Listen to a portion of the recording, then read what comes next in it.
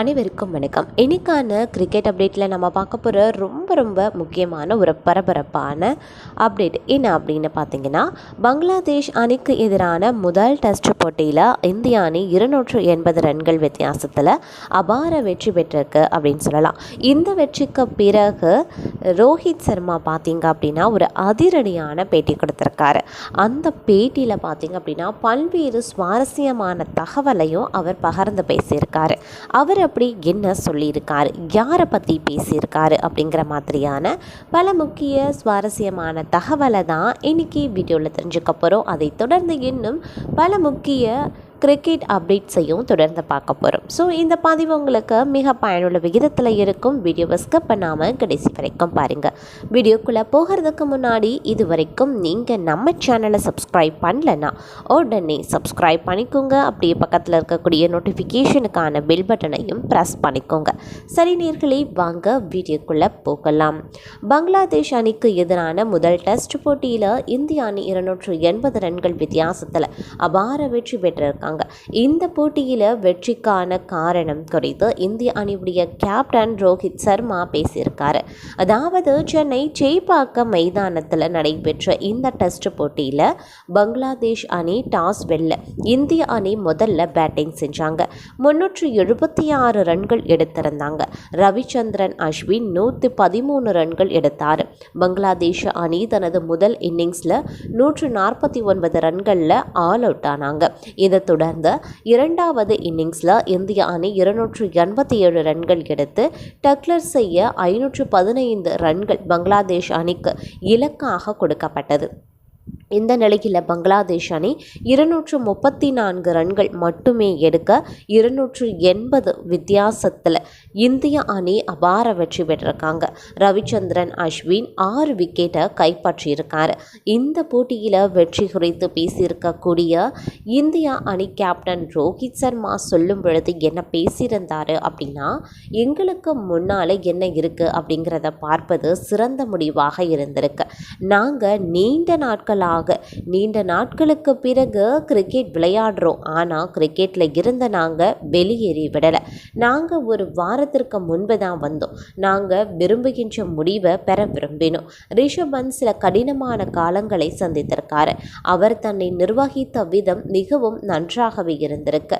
அவர் IPL கோப்பைக்கு வந்தார். பின்பு அவருக்கு ஒரு வெற்றிகரமான உலக கோப்பையும் இருந்தது. டெஸ்ட் கிரிக்கெட் அவர் விரும்பும் ஒரு வடிவம் ஆகும். இது அவருக்கு நல்ல விளையாட்டு நேரத்தை கொடுத்திருக்கு. அவருக்கு நாம கிரெடிட் கொடுக்க வேண்டும். கண்டிஷன் எதுவாக இருந்தாலும் அதற்கான அணியை உருவாக்க விரும்பினோம். எங்கு விளையாடினாலும் நாங்கள் இதை செய்து வந்திருக்கோம். எங்கள் வீரர்கள் எப்பொழுதும் செயல்பட தயாராகவே இருக்காங்க. இதற்கான பெருமை அவர்களுக்கு சேரும். சிவப்பு மண் ஆடுகளும் எப்பொழுதும் எதையாவது கொடுக்கும். இங்கு பொறுமை காட்ட வேண்டியது அவசியமாகிறது. நாங்கள் பேட்டிங் மற்றும் பந்து வீச்சில் பொறுமையாக இருந்து எதிரணி மீது அழுத்தத்தை செலுத்தினோம். வெற்றி பெற்றோம் அப்படின்னு சொல்லியிருக்காரு. இதை அடுத்து பார்த்தீங்க அப்படின்னா ரோஹித் சர்மா என்ன சொல்லியிருக்காருன்னா, இந்தியா மற்றும் பங்களாதேஷ் அணிகளுக்கு இடையிலான 2 போட்டிகள் கொண்ட டெஸ்ட் கிரிக்கெட் தொடரினுடைய முதலாவது போட்டியானது செப்டம்பர் 19 துவங்கி போட்டியின் 4ஆம் நாளான நேற்றுடன் முடிவுக்கு வந்திருக்கு. இந்த போட்டியில் அசத்தலான ஆட்டத்தை வெளிப்படுத்தியிருக்க இந்திய அணியானது 280 ரன்கள் வித்தியாசத்தில் வங்கதேச அணியை வீழ்த்தி இந்த தொடரில் 1-0 என்ற கணக்கில் முன்னிலை வகித்திருக்காங்க. அதன்படி நடைபெற்று முடிந்த இந்த போட்டியில் முதல் இன்னிங்ஸில் விளையாடிய இந்திய அணியானது 376 ரன்களை குவிக்க பங்களாதேஷ் அணி 149 ரன்களுக்கு சுருண்டிருக்காங்க. அதுக்கப்புறம் 227 ரன்கள் என்கிற மிகப்பெரிய முன்னிலையுடன் இரண்டாவது இன்னிங்ஸை விளையாடிய இந்திய அணி 4 விக்கெட்டுகளை இழந்து 287 ரன்கள் குவித்திருந்தது. இதன் காரணமாக 515 ரன்கள் அடித்தால் வெற்றி அப்படிங்கிற இலக்குடன் விளையாடிய வங்கதேச அணி இந்திய அணியின் சிறப்பான பந்து வீச்சை தாக்கு பிடிக்க முடியாமல் 234 ரன்கள் மட்டுமே எடுத்திருந்தாங்க. இதன் காரணமாக இந்திய அணி 280 ரன்கள் வித்தியாசத்தில் அபார வெற்றியும் பெற்றிருந்தது. இந்த நிலையில் இந்த போட்டி முடிந்து தாங்கள் வெற்றி பெற்றது குறித்து பேசியிருக்காரு இந்திய அணியுடைய கேப்டன் ரோஹித் சர்மா. அதாவது உண்மையிலேயே இந்த வெற்றி மிக மகிழ்ச்சி அளிக்கிறது அப்படின்னும் அவர் சொல்லியிருக்காரு. நீண்ட இடைவேளைக்கு அப்புறமா நாங்கள் விளையாடிய இந்த போட்டியில் வெற்றி பெற்றதில் நாங்கள் ரொம்ப ரொம்ப சந்தோஷமாக இருக்கோம். இந்த போட்டியின் போது ரிஷப் பந்த் 2வது இன்னிங்ஸில் மிக சிறப்பான ஆட்டத்தை வெளிப்படுத்தி சதம் அடித்து அசத்தியும் இருக்காரு. கடினமான சூழ்நிலையில் இருந்து மீண்டு வந்த அவர் இப்படி ஒரு மிகச்சிறப்பான ஆட்டத்தை வெளிப்படுத்தியதில் எனக்கு ரொம்பவும் சந்தோஷம். டெஸ்ட் கிரிக்கெட்டை அவர் மிகவும் விரும்பி விளையாடுறாரு. இனியும் அவருடைய இந்த பேட்டிங் தொடரும் அப்படின்னு நினைக்கிறேன். அதே போன்று துலீப் டிராஃபியில் விளையாடியதால் நமது அணியுடைய வீரர்கள் இந்த தொடரில் விளையாடுவது எளிதாகவே இருக்கு. இந்தியாவில் விளையாடினாலும் சரி, வெளிநாட்டில் விளையாடினாலும் சரி, நமது அணியினுடைய பந்து வீச்சு தற்போது மிக சிறப்பாகவே இருக்கு. அதன் காரணமாகவே வெற்றிகள் குவிந்து வந்துட்டுருக்கு. சென்னை மைதானத்தில் அஸ்வின் விளையாடிய வீதம் மிகச் சிறப்பாகவே இருந்திருக்கு. பேட்டிங் மற்றும் பவுலிங் அப்படின்னு இரண்டிலுமே அவர் மிக சிறப்பாக செயல்பட்டிருக்காரு அப்படின்னு ரோஹித் சர்மா கூறியதும் குறிப்பிடத்தக்க ஒரு விஷயம் அப்படின்னு கூட சொல்லலாங்க. அது மட்டும் இல்லாமல் வங்கதேச அணிக்கு எதிராக சென்னை சேப்பாக்கம் மைதானத்தில் நடைபெற்று முடிந்த 2 போட்டிகள் கொண்ட டெஸ்ட் கிரிக்கெட் தொடரினுடைய முதலாவது போட்டியில் மிகச்சிறப்பான ஆட்டத்தை வெளிப்படுத்தியிருக்காங்க இந்திய அணி அப்படின்னு கூட சொல்லலாம்.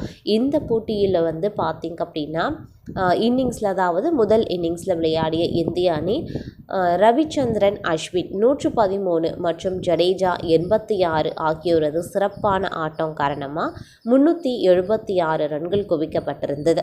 அது தொடர்ந்து தங்களுடைய முதல் இன்னிங்ஸை விளையாடிய வங்கதேச அணி இந்திய அணியுடைய சிறப்பான பந்து வீச்சை தாக்கு பிடிக்க முடியாமல் வெறும் 149 ரன்களுக்கு சுருண்டு மிகப்பெரிய பின்னடைவையும் சந்தித்திருந்தாங்க.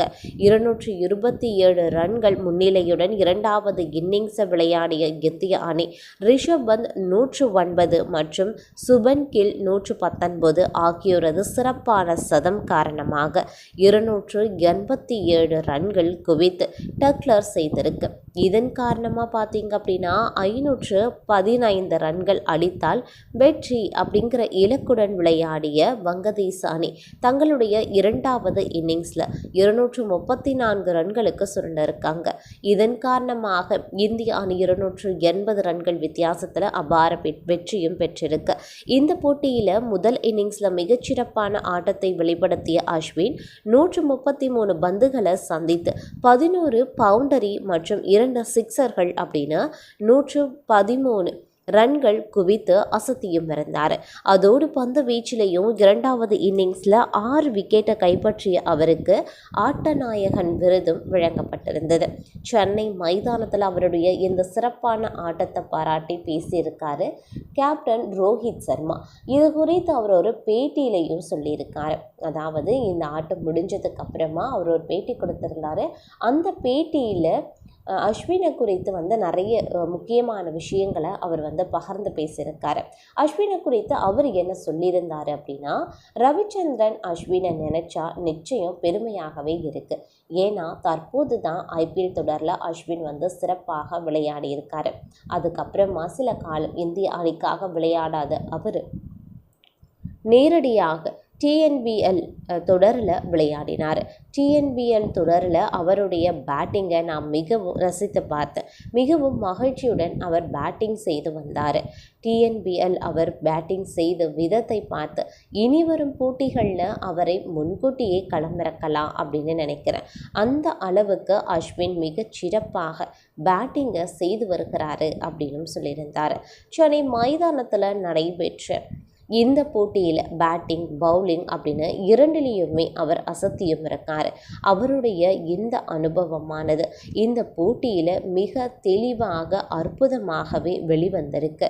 அதே மாதிரி அவர் இனி வர அனைத்து வித போட்டிகள்லையுமே நிச்சயம் அஸ்வினுக்கு முன்கூட்டியே பேட்டிங் செய்ய வாய்ப்பு வழங்க போகிறேன் அப்படின்னும் ரோஹித் சர்மா கூறியது அப்படிங்கிறது மிக குறிப்பிடத்தக்க ஒரு விஷயம் அப்படின்னு கூட சொல்லலாங்க. அதே சமயம் இந்த போட்டி குறித்து பார்த்திங்க அப்படின்னா பல்வேறு விஷயங்கள் வந்து ரசிகர்கள் மத்தியில் உலாவிக் கொண்டு வருகிறது.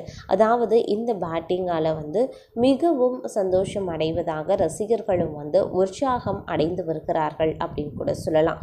இந்த போட்டியானது பார்த்திங்க அப்படின்னா பல விதத்துலேயும் வந்து இந்திய அணிக்கு வந்து ஒரு நல்ல பெயரை எடுத்து கொடுத்துருக்கு அப்படின்னு தான் சொல்லணும். ஏன்னா அபாரமான இந்த வெற்றி அப்படிங்கிறது ரொம்ப ரொம்ப முக்கியத்துவம் வாய்ந்ததாகவும் பார்க்கப்படுதுங்க.